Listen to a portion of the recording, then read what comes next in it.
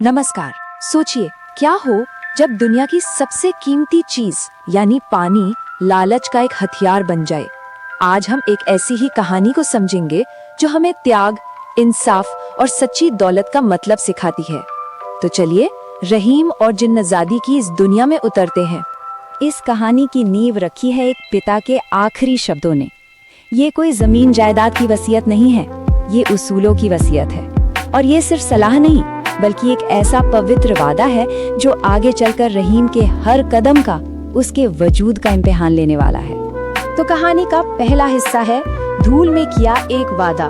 यहाँ हम एक ऐसी दुनिया में जा रहे हैं जहाँ वादा करना शायद आसान हो, पर उसे निभाना वही सबसे बड़ा इम्तिहान है। और यही हमारी मुलाकात होती है कहानी के हीरो से, जो एक बेरहम सूखी दुनिया में उम्मीद की आखिरी किरण जैसा है। जरा सोचिए, एक ऐसी जमीन के बारे में जो पूरी तरह प्यासी है।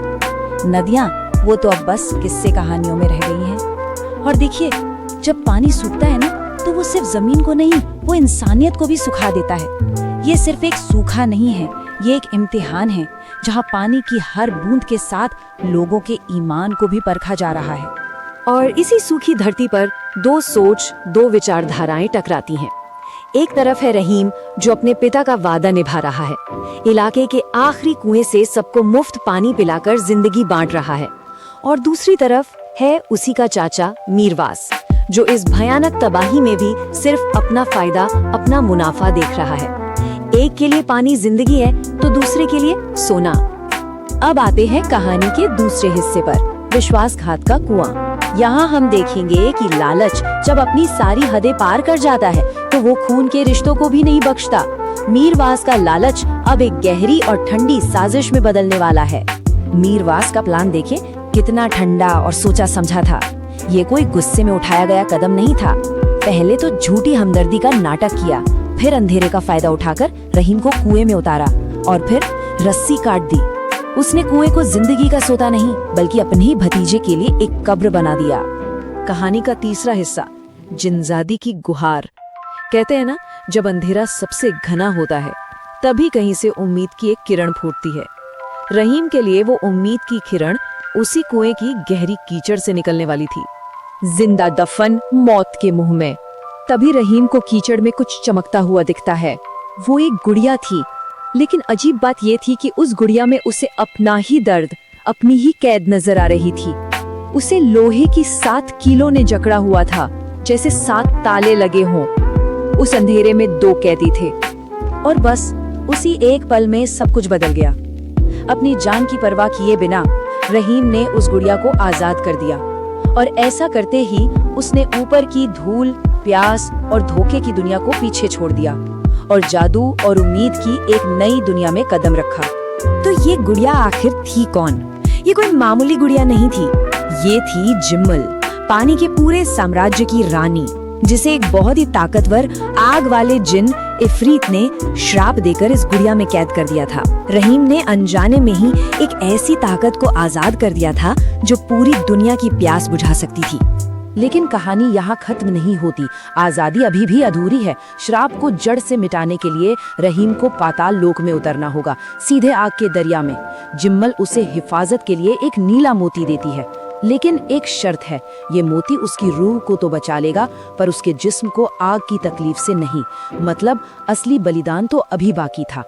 अगला हिस्सा, अग्नि परीक्षा। अब कहानी उस मोड़ पर आ गई है जहाँ से लौटना नामुमकिन है। जिस इंसान ने हमेशा पानी से जिंदगी दी, अब उसे ही आग का सामना करना है। ये एक ऐसी परीक्षा है जहाँ इंसान का पूरा वजूद ही दांव पर लगा है।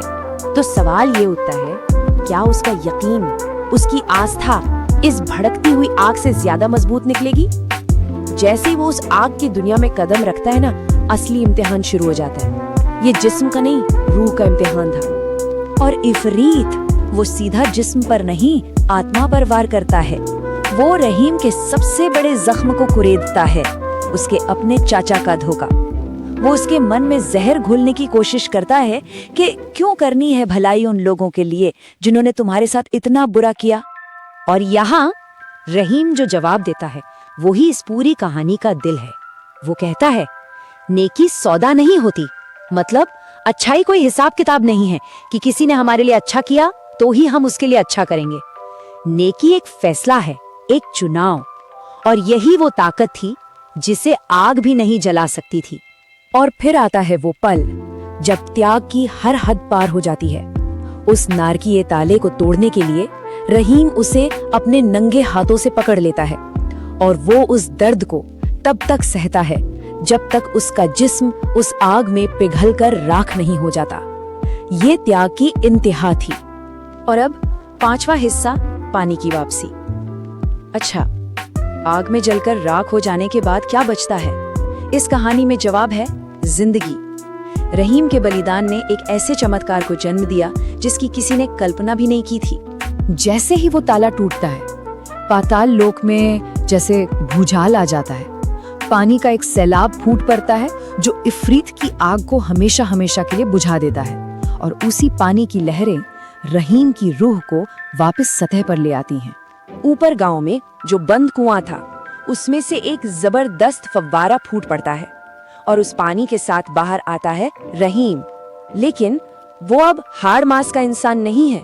उसका जिस्म आग में खत्म हो चुका है, पर उसकी रूह, वो अब उसी पानी का हिस्सा बन चुकी है जिसकी खातिर उसने जान दी थी। कहानी का आखिरी हिस्सा, प्यास का श्राप। देखिए, हर कहानी में आखिर में हिसाब तो होता ही है, और यहाँ इंसाफ तलवार से नहीं होता, बल्कि एक अजीब, एक काव्यात्मक तरीके से होता है जो गुनाह से ही पैदा होता है।